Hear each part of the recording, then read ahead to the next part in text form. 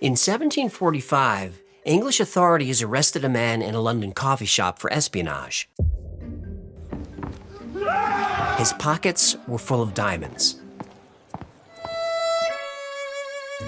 He played the violin like a master. The interrogators finally let him go.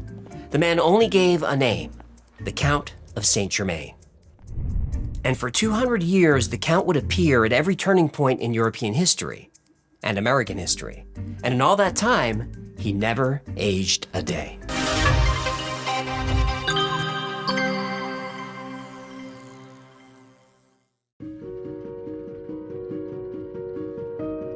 After disappearing from London, the Count resurfaced 13 years later in France at the court of Versailles. He dressed in velvet with rings and diamonds on every finger. Nobody knew where he came from or how he got his money. He became the must-have guest at every dinner party. He played piano and violin so beautifully that people were moved to tears. And he was a brilliant conversationalist. He spoke 20 languages without an accent. He had immense knowledge about everything. He even impressed Voltaire. He is a man who never dies and who knows everything. He is very singular and will probably have the honor of seeing Your Majesty in the course of 50 years. But where the Count really excelled was in history. He did a perfect impression of Henry VIII. He knew the details of conversations and relationships that didn't appear in any books. When asked how he could know so much about people who'd been dead for years, the Count would simply smile and say, "I was there." The Count also knew about alchemy. He claimed he discovered the Philosopher's Stone, the elixir of life. That's why he never aged. Even when served the finest wines and food, the Count never ate. He sipped his special elixir, nothing else. Nothing tastes as good as skinny feels. But the Philosopher's Stone had another quality that interested the wealthy at court. It could change base metals into gold. And the Count of Saint Germain said he can prove it.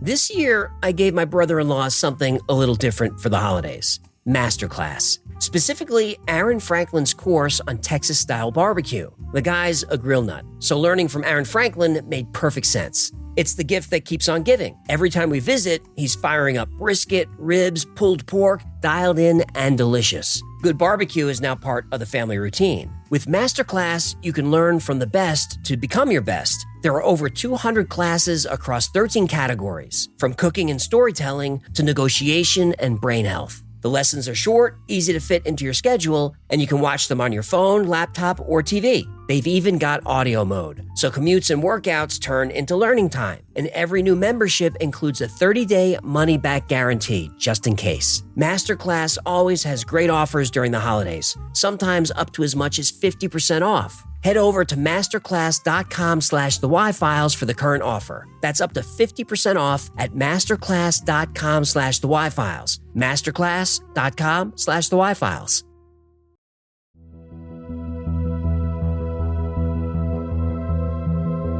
One day, the Count met Giacomo Casanova.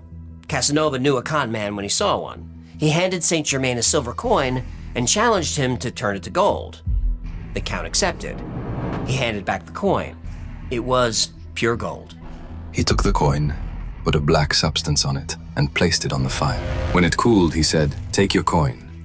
I examined it, and it was pure gold. King Louis learned about this ability and wanted to know what the Count knew about precious stones. The Count claimed he could remove flaws from diamonds and even create larger diamonds by melting smaller ones together. The king was skeptical. Your Majesty, I have witnessed Christ turn water into wine. Diamonds are a mere trifle. I spent 5 years in the Shah's laboratory beneath the palace at Isfahan, learning a technique discovered long before Archimedes walked the earth. The king had a diamond that, without its flaw, would be worth twice as much. Give me your flawed stone. In 30 days, I will return it perfect.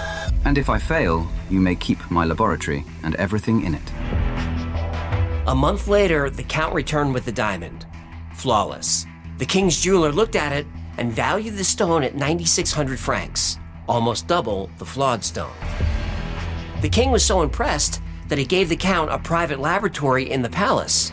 The Count became a fixture at Versailles, working all day in his lab and spending all night dazzling the king's guests. Then the skeptics got another chance to test him. One evening, Countess von Georgi approached him. She recognized the Count from Venice in 1710, about 50 years earlier. The Countess asked if his father had been in Venice at that time. No, madam. It was I who had the honor of paying you court. You wore... yes, it was a gown of emerald silk that evening, I believe. Ah, yes. We danced the minuet in the Doge's palace. You asked me about my travels to Constantinople, and I told you about the Sultan's mechanical bird that sang without winding. You laughed and said, I told the most charming lies. The Countess just stood there staring, and after a long moment she asked, what else happened that night? Your husband, the Count, was, gambling in the back room? Yes, that's it. He lost 3,000 ducats that night. You were, hang on. You were worried he would lose the estate. And then, oh dear. 2 years later, he did. I'm so sorry. The Countess was stunned. She remembered the night perfectly, and so did the Count. The man she met 50 years earlier was about 45 years old. The man standing right in front of her was about 45 years old. He hadn't aged a day. The Countess said, you must be 100 years old. The Count smiled and said, that is not impossible. It's Chrome! I knew it! That's just a conspiracy. How many conspiracies have we talked about in this show that came true? All of them. Uh-huh. But the Count of Saint Germain was lying about his age. He wasn't 100 years old. That number was closer to 2,000.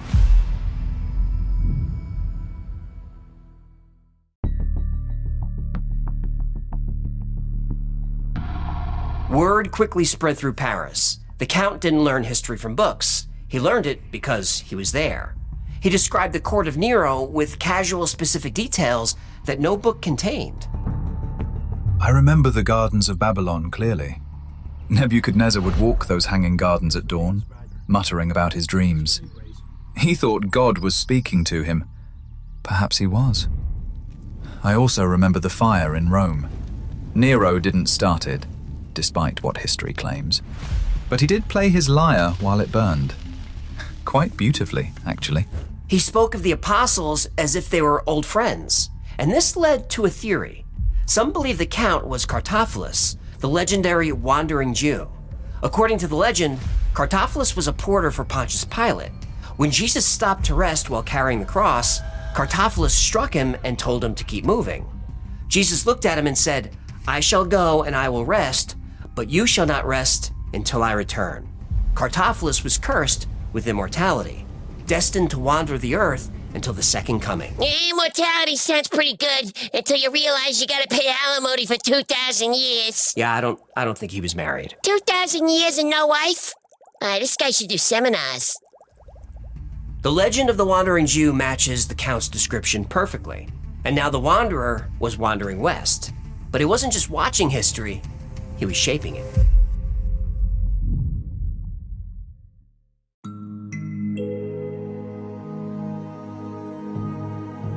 The Count of Saint Germain had charmed Versailles, fixed the king's diamond, and convinced an eyewitness that he hadn't aged in 50 years. But he wasn't content to stay in France. He had work to do. He was in Russia helping bring Catherine the Great to the throne. British officers saw him in India speaking fluent Hindi. He traveled to The Hague to broker peace between Prussia and Austria. In Germany, he taught hypnosis to a young physician named Anton Mesmer, who said the Count understood the workings of the human mind better than anyone alive. And some say this was how the Count talked his way out of that English prison back in 1745. Jedi mind trick. Something like that. You're not the Count we're looking for. You're not the Count we're looking for. Move along. Move along. Move along. Move along. Yeah. But his most famous intervention happened in America in the summer of 1776.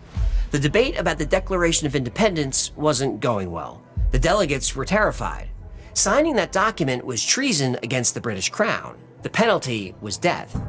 And just as the talks were breaking down, a stranger stood up in the back of the room, and his voice thundered across the hall.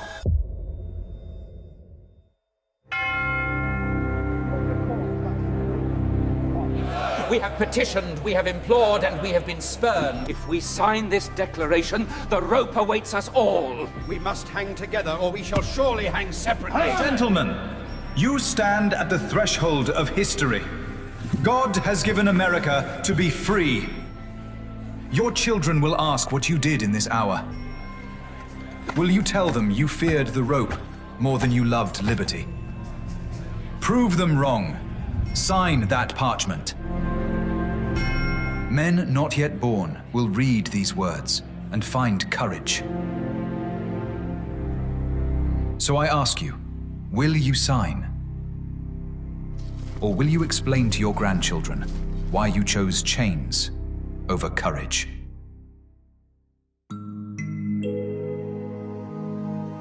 The delegates were inspired. They rushed forward to sign the declaration. And when the frenzy died down, they turned to thank the stranger, but he was gone. The doors were locked, and the guards saw nothing. It sounds like the same gods who were supposed to be watching Epstein. Let's not get into that. All we know is that the stranger was a man of average height, dressed in black, who appeared to be about 45 years old. And back in Europe, the Count continued his work. In 1779, he befriended a German prince. He spent the next 5 years as a guest in the prince's castle. Then on February 27, 1784, the Count of Saint Germain died of pneumonia. He was laid to rest at a local church, and his funeral was attended by royalty. It seemed the immortal man had finally met his end. But less than a year later, the Count was back.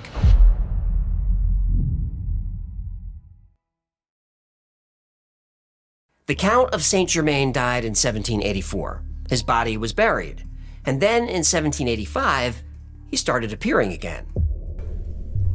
The French Freemasons chose the Count as their representative. He appeared at diplomatic meetings across Europe. The British saw him in London. The Prussians saw him in Berlin. Then in 1789, he returned to France with a warning. He told the Queen's closest friend that a conspiracy was underway to destroy the monarchy. The sun of France is setting. The Bastille will fall. The mob will storm Versailles. I have watched this pattern destroy Rome and Babylon. Marie Antoinette must flee immediately. The people demand her blood.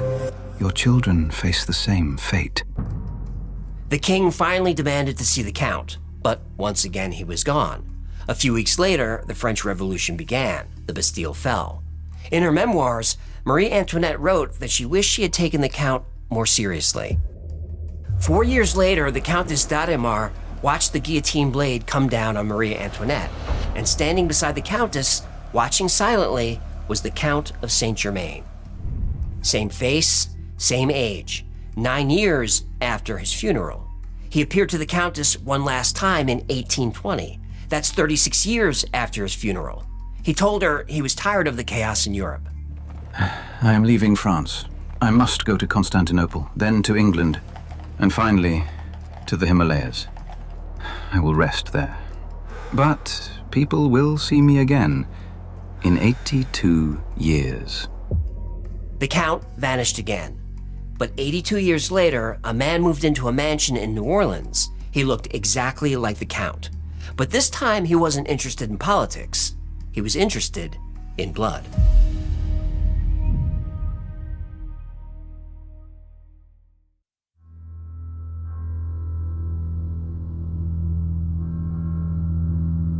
In 1902, a wealthy man named Jacques Saint Germain threw expensive parties in the French Quarter.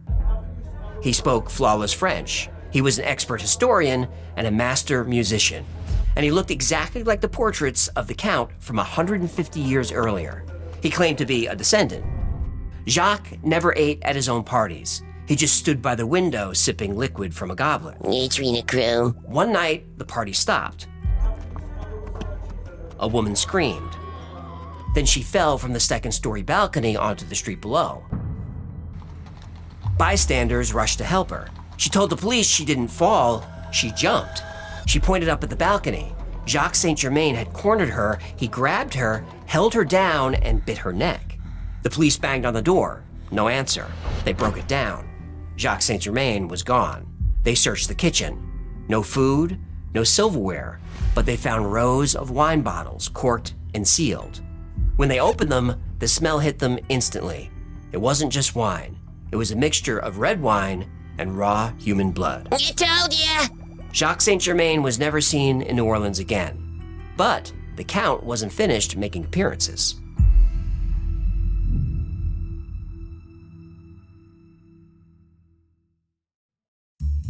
I've always been pretty mindful with my money, but even with a solid budget, things slip through the cracks. That's where Rocket Money really impressed me. It found a few old subscriptions I hadn't used in months, and they made it easy to cancel them. Rocket Money is a personal finance app that helps find and cancel your unwanted subscriptions, monitors your spending, and helps lower your bills so you can grow your savings. What I really appreciate is how it pulls everything into one clean dashboard. Expenses, budgets, even bill due dates.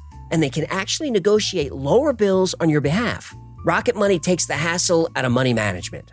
Rocket Money has saved users over $2.5 billion, including over $880 million in canceled subscriptions alone. Their 10 million members save up to $740 a year when they use all the app's premium features. Cancel your unwanted subscriptions and reach your financial goals faster with Rocket Money. Go to rocketmoney.com/thewhyfiles today. That's rocketmoney.com/thewhyfiles. rocketmoney.com/thewhyfiles.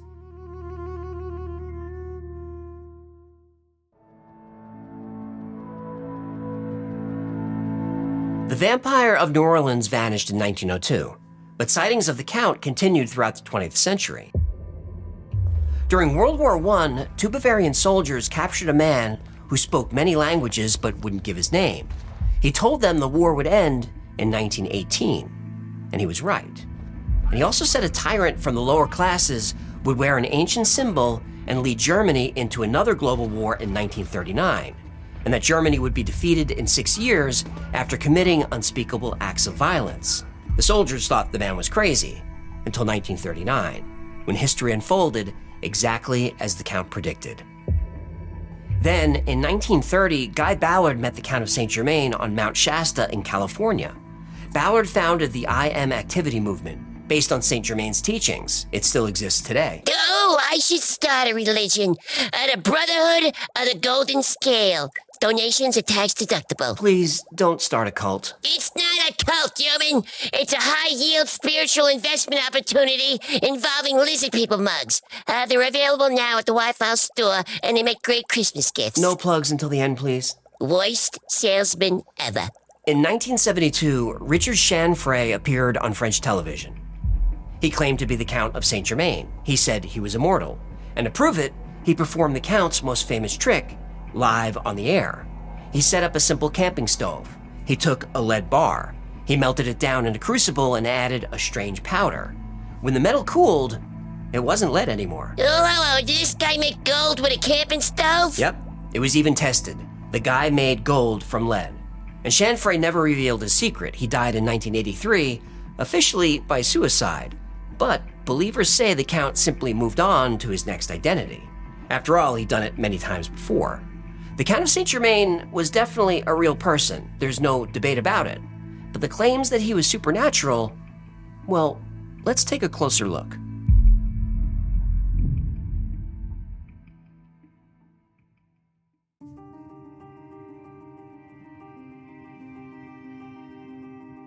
People have been telling the story of the Count of Saint Germain for hundreds of years.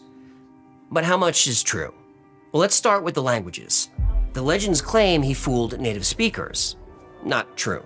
When English authorities arrested him in 1745, they noticed his English was broken. He spoke French with a Piedmont accent. That's somewhere near France, Italy, up that area. Now, King Louis was taken with him, but the king wasn't a deep thinker. His own doctor called Saint Germain a quack. Doctors hate anyone who can cure things without a copay. The king's chief minister ordered the Count's arrest. That's why he left France, not to go on some diplomatic mission to avoid the law. When Saint Germain turned Casanova's coin into gold, it wasn't alchemy. It was close-up magic, sleight of hand. And Casanova admitted the Count was brilliant, but he recognized a fellow con man when he saw one. Yay, game recognized game. Saint Germain had style. Casanova just had a bunch of STDs. That's true, actually. Saint Germain turned coins into gold. Casanova just turned relationships into awkward doctor visits. Now, the king's diamond repair was also likely a switch. Flawed stone in, different stone out. The king's mistress examined the count's gems and laughed. She said they were all very pretty, but they were all obviously fake. Even Voltaire's famous quote about the man who never dies was sarcasm. The countess who recognized him from 50 years prior, well, she was nearly 90 years old and senile. Saint Germain himself pointed this out, but the legend stuck anyway. He was one to build on his own story. And Richard Chanfray's television transmutation, that was also stage magic. Chanfray was a professional entertainer. He used a hollowed-out piece of charcoal with gold inside, and it was sealed with black wax. When the wax burned off, only the gold was left. The Count's final stop was Prince Charles's castle in Germany. And the prince noted that Saint Germain wasn't a youthful adventurer, but a small, gray-haired man in his 90s. The post-death sightings come from anonymous theosophy writings. The Marie Antoinette accounts can't be verified. Jacques Saint Germain in New Orleans is folklore. There's no eyewitness accounts, no police records. Guy Ballard on Mount Shasta? Well, he's a convicted fraudster who plagiarized his teachings from science fiction novels. The best theory is simple. Saint Germain was the illegitimate son of an Italian princess. This explains the specific accent and his familiarity with languages like Italian and French. He was a brilliant man who used charm to befriend wealthy patrons, but when the money ran out, he died alone.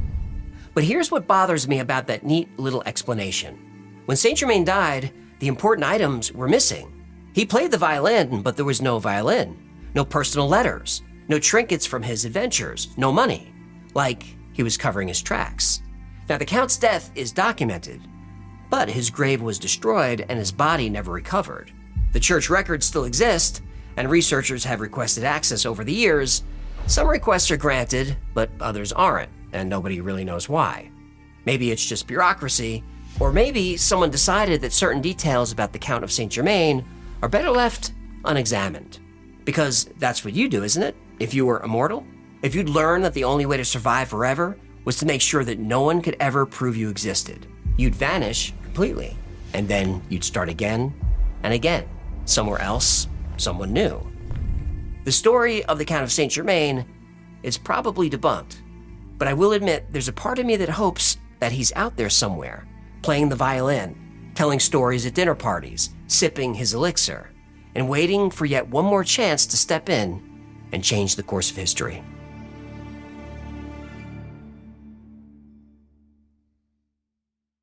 Thank you so much for hanging out today. My name is AJ, that's Hacklefish. Game recognized game. If you had fun, learned anything, do him a favor, like, subscribe, share, comment, that stuff. I think it helps the channel. And like most topics we cover here, today's was recommended by you. In fact, this was a do-over from a few years ago where I screwed up and I did it in 2 parts. Oh, it was a mess. So today was the Saint Germain story, but expanded with some new goodies that I found in my research. I hope you enjoyed it.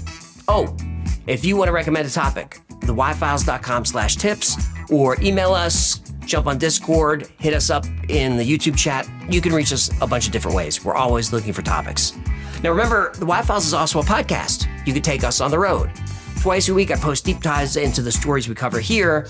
We also simulcast the stories we cover here, and we post stories that wouldn't be allowed here. Those are called unredacted, I think. The podcast is called The Y-Files, Operation Podcast, and it's available everywhere. And if you are listening on an audio platform, if there are buttons down there like thumbs ups and hearts and ratings and things like that, help us out and click those. It really does make a difference.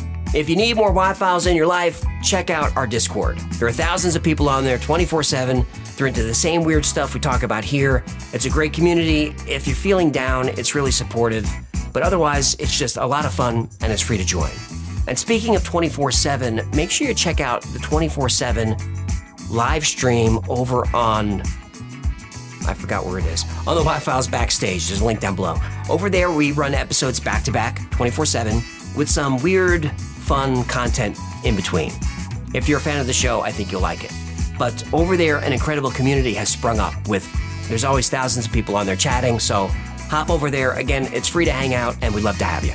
Now, in a few weeks, I'm launching a new show called The Basement, where I'll be chatting with interesting people. Some of them you know, some you don't, but they're all people that I find fascinating. Now, if there's someone you'd like to see on the show, let us know. We're always on the hunt for good guests. Again, the show is called The Basement, and the episodes will land right here on the main channel until something else happens. Special thanks to our patrons. I say it every week, and I mean it every week. I couldn't do this without the support of my Patreon community. You guys are amazing. Without you, I'd still be talking to nobody from a closet somewhere in Plano. Instead, I'm in here talking to nobody in a bigger closet somewhere in Vegas. Hey, it's a step up, and I couldn't have done it without you. Okay, and this is what happens when I go off script, when I'm too tired. I should learn my lesson a long time ago. If you would like to join this incredible community, keep us going, keep me crazy, become a member on Patreon. For as little as $3 a month, you get access to perks like videos early with no commercials, access to merch only available to members. You get access to merch that's discontinued because it's secretly not discontinued. We just take it off the store and we give it to patrons only. You also get first crack at new merch, like the challenge coins usually sell out before we even release them to the public. And I think we're due to release another challenge coin maybe in a couple of weeks. But the best perk there is the private live streams. You get 2 private live streams every week just for you, and that's me and the whole team are on the stream, plus you can turn your camera on, hop up on stage, ask a question, anything you want. Oh, we're also going to be adding another Patreon feature. Hear me making weird sounds with my hands? Yeah, that's my hands. It's not anything else. We're adding a new feature on Patreon where you can send your questions in to me and the team, and we'll make quick videos and answer your questions for you. I think it's going to be super fun. Another great way to support the channel is grab something from the Wi-Fi store. Grab yourself a heck of a t-shirt or one of these festival coffee mugs. You can stick your fist in there. If you put your holiday appendage in there, it takes this season to be festival. Or a hoodie, or grab something with my face on it, or grab one of these squeezy animal. Oh, look, I can't take how adorable he is.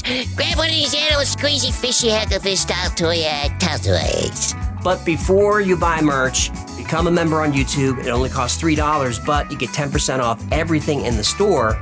This is great for holiday shopping. I think we've got a few days left to do that. So you join for $3, you get the code for 10% off. So if you're going to spend $40 on t-shirts or Festival coffee mugs, the code pays for itself. And look, if you want to cancel after you use the code, that's totally fine. The code is there to save you money, not make me money. In fact, all that revenue goes to the team, not to me. Yeah, you want to keep that secret close to your gills, huh? Those are the plugs, and that's going to do it. Till next time, be safe, be kind, and know that you are appreciated.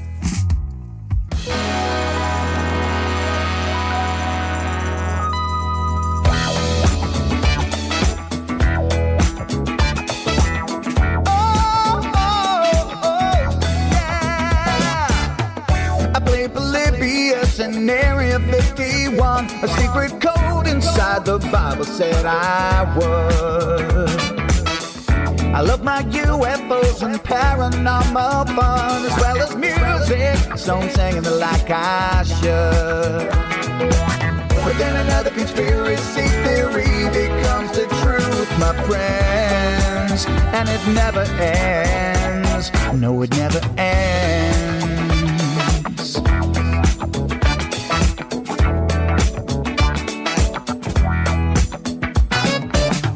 I feel the crap cat and got stuck inside Mel's hole with MK Ultra being only too aware.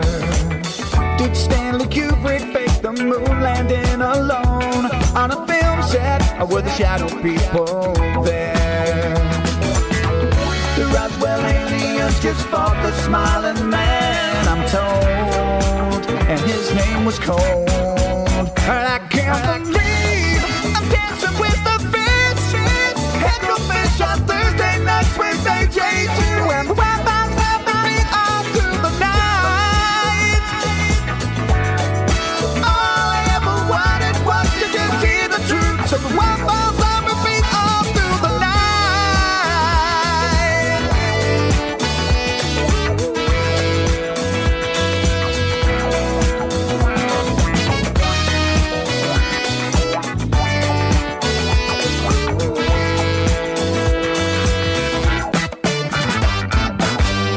The Mothman sightings and the solar storm still come to Agatha, the secret city underground.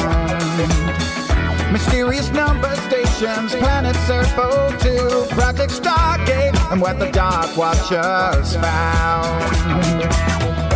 We're in a simulation, don't you worry though. The Black Knight satellite, it told me so. I can't believe I'm dancing with the fish. Headfish on Thursday nights with AJ2, and the Wi-Fi's on me all through the night. All I ever wanted was to just hear the truth, so the Wi-Fi's on repeat all through the night. Headfish on Thursday nights with AJ2, and the Wi-Fi's on repeat all through the night. All I ever wanted was to just hear the truth, so the Wi-Fi's on repeat all through the night.